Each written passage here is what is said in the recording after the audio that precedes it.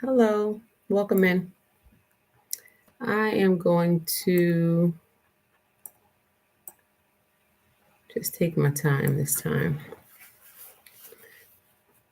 I'm trying to get in the mix of like going live and to I really do enjoy going live and talking and having this experience. It's really a lot of fun for me, but I definitely am trying to work on my message, trying to build the brand that makes sense, which means that I may have to get a new YouTube channel um, for this particular part of faith over fear. But then again, it's part of faith over fear. So really, not really sure. But anyway, what I'm doing now is I'm trying to establish my brand. Right. So over the last year, I got some different certifications and I'm trying to tie them all down so that they can make sense and that I can really work on my passion because it's passion work for me. So this week, this part of it, in the next few weeks, I'm talking about blended families and the power of um, being able to work through a blended family. So, welcome back to my channel. This is Faith Over Fear. I am Shay, and I am here to try to give some empowerment to the word blended family. All right, blended families are so more common nowadays than probably ever before. Different mixes, different ways that the blend is happening now, and even some things that, and it's so funny because I was born in the 70s, so some family dynamics that were at some point taboo are now really the normal. Like it's really the norm. I'm in the stores and you just see so many different different families coming together, different shades, genders, all different types of things. So different cultures. And so a lot of times when you throw together a family and now you're mixing up cultures and different and the differences, you have to think that with that dynamic sometimes can come a little chaos. Not all the time. I happen to be in a blended family. I married in my 40s and my mid 40s. My husband was in his early 50s and or his mid 50s. I was in my mid 40s. He was in his mid 50s and we met. We dated. He was in his early 50s. I was in my mid 40s, and we dated for a year. We were engaged for a year, and we got married. The good thing is, so I was praying and pretty much got everything I prayed for at the time. And so he had I had adult two sons and an adult daughter, and he had two new adult daughters, meaning that they were in their early 20s. They were um, one was still in high school and the other was in college, and the first one, I said, the baby was in high school in her senior year. So we didn't have small children, so maybe that is, was a blessing that our blended family works. It works. To me, it's a blessing. You hear horror stories. I was a product of a mixed family when I was growing up, and a lot of trauma that comes from sometimes being in a blended family and a blended mix, especially when my parents were married when they were very young, and then they were divorced again when they were very young. So there was, that chaos is part of the family. I was the child that was kind of bounced around and lived with the grandparents and lived with my mother's mother, lived with her father, my grandfather, my maternal grandfather raised me with his girlfriend, who was my grandmother. And then my father remarried, and then his wife raised me and my oldest brother, my mother's other child, together. And maybe there was some resentment there from my father having us from the first wife. And my mother had a really strong relationship with my father's sisters and that side of the family, so maybe there was that piece, and there was just always a lot of friction and a lot of this and that. And so it wasn't It wasn't, a lot of it wasn't always pleasant. And so as you grow and you learn and you're working through um, life, and you're doing the work and you're remembering things, and now you're starting to put those things together, it's like I'm really blessed. Like I'm so grateful that I'm able to have this experience. But then again, it goes back to my grandfather. My maternal grandfather raised me with his girlfriend at the time, who was my grandmother.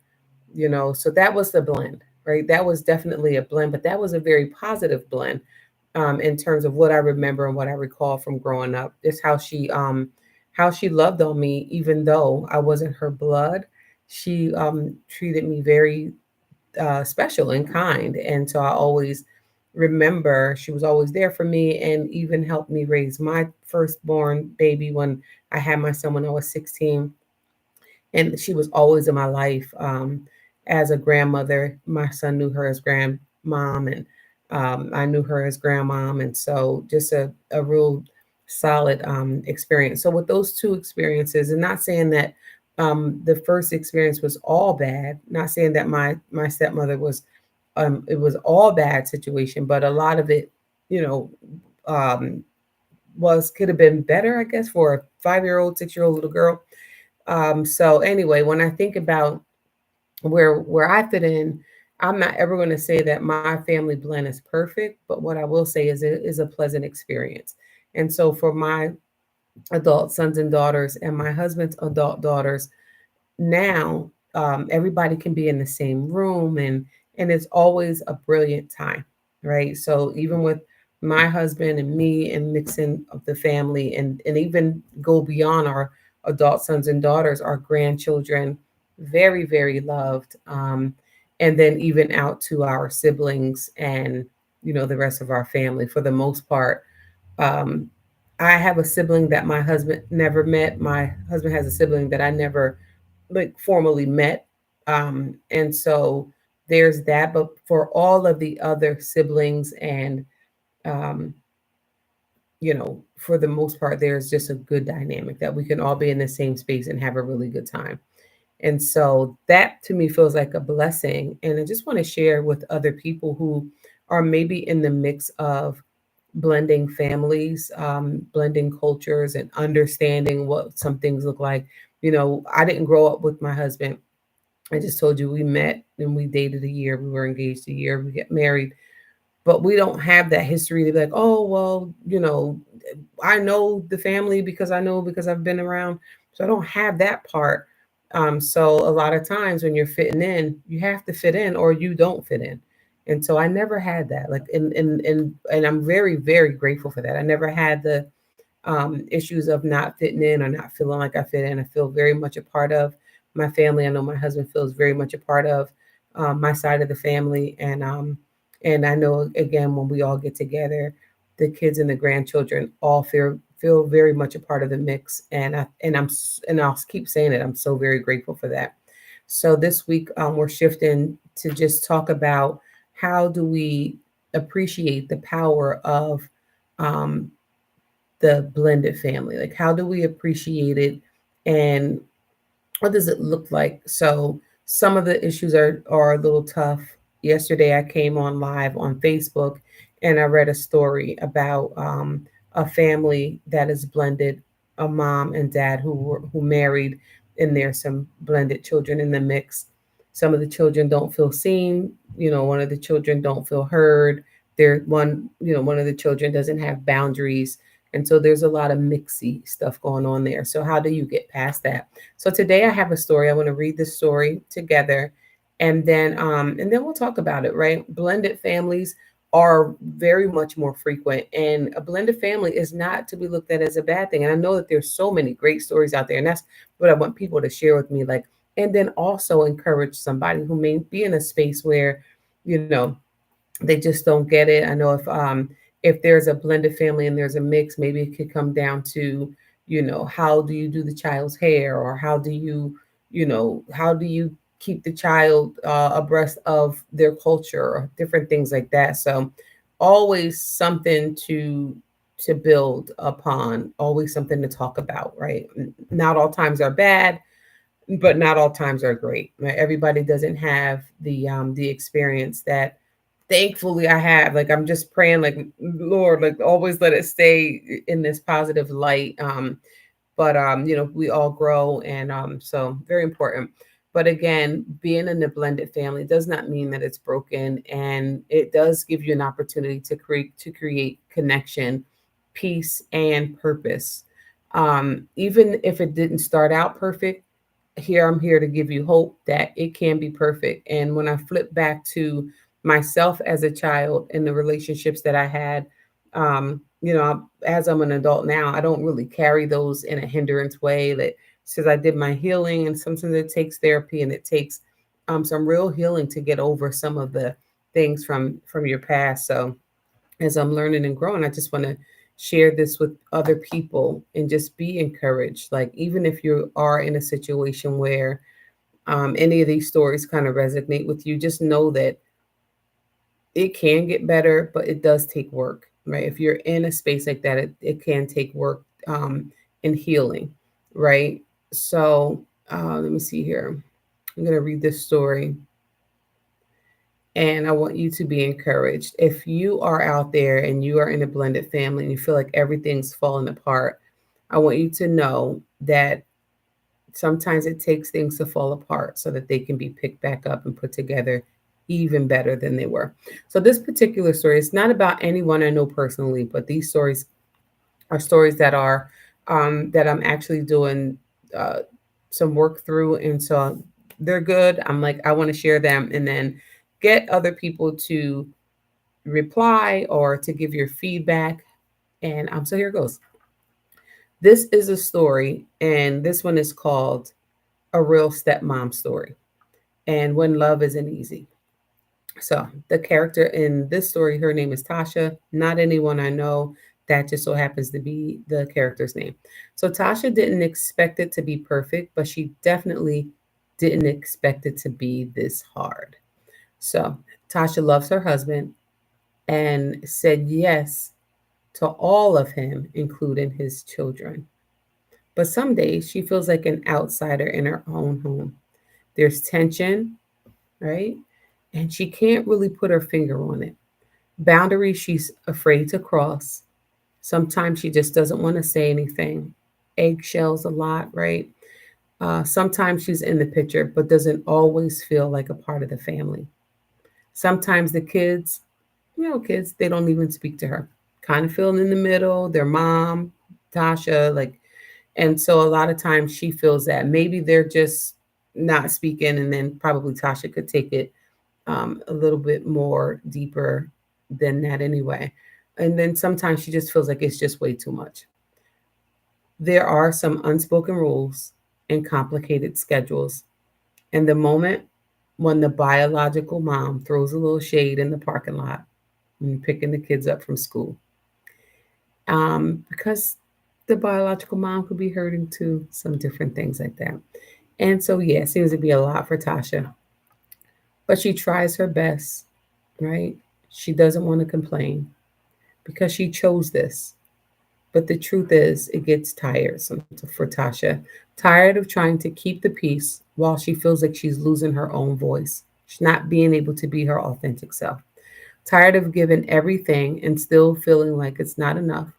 Tired of trying to blend when nothing really feels blended anyway. But she doesn't want to give up. She loves her husband. She loves his daughters. And she wants this to work. And she even if at the expense of trying to build a relationship with their biological mother.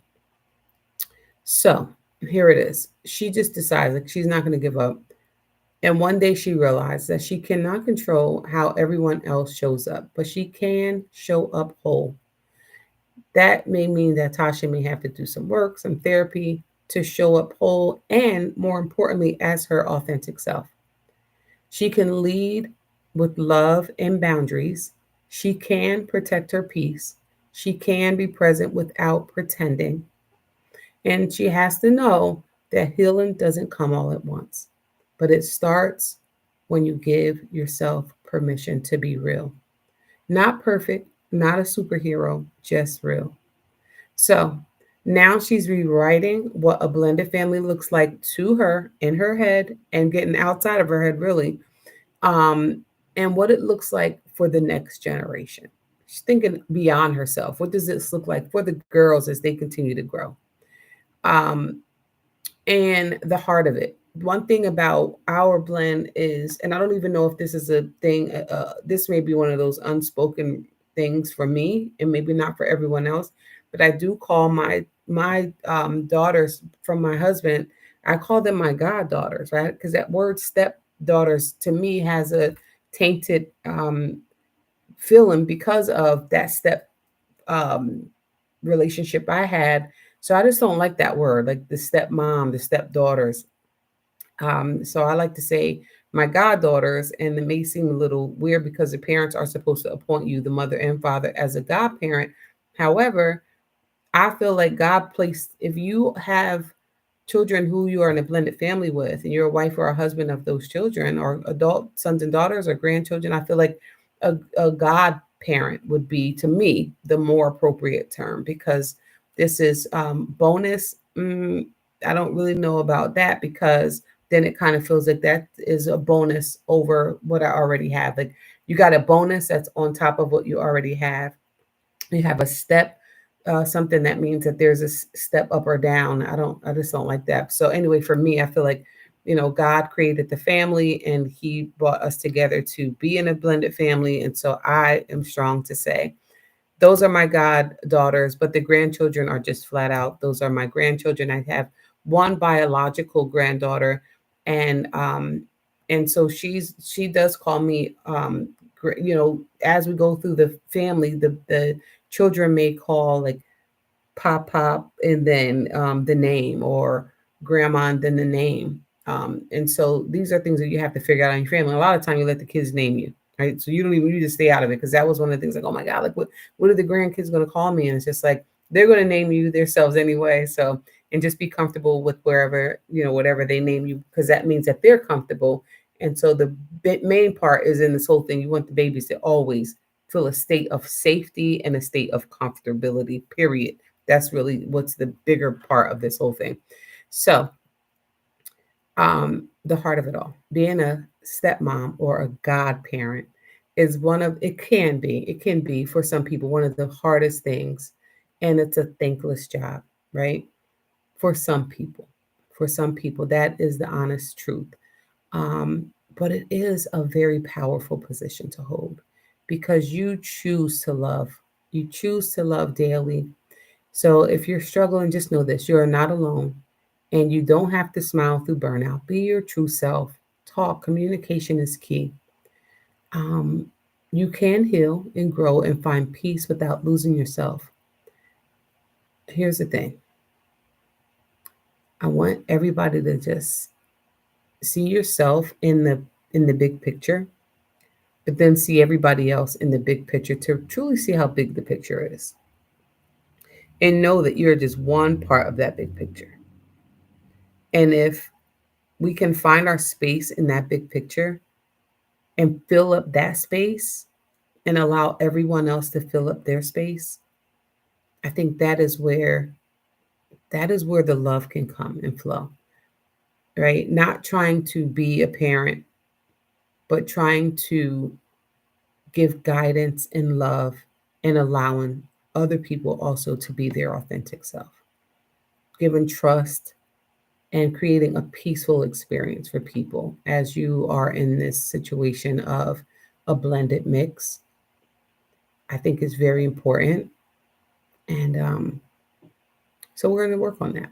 So if you are in the situation, this is it. If you feel Tasha's story in any way, or if you know someone who did, drop it in the comments. What would you do if you were Tasha? What would you do if you were the girls? And how would you come to a place to be able to resolve um, the boundaries and to be able to both feel seen, heard, and safe? So I have 3 questions for you. What are we doing when we assume about the other person and avoid communication, right? Procrastinate on the communication piece. Um, and What maybe have we not considered? What are some things that we could have overlooked or not considered? And how would you bring peace into the situation? Like, what would you do? What would you do? And a lot of time, when we change how we see things, that's why I'm saying see yourself in the bigger picture and reflect on those questions, things often start to change, right? The way we think about a thing. That's the power of perception. So let me know below, right? How that resonates with you. If you have training or you are a coach or a family coach, or you have been in a situation like Tasha, or you've been in a situation where you're in a blended family and you would like to have a conversation with me, then type that in the message here, or you can always email me at you can email me at Shay at a millionaire status vision.com. I'll put that here in the notes. And then I would love to have a conversation with you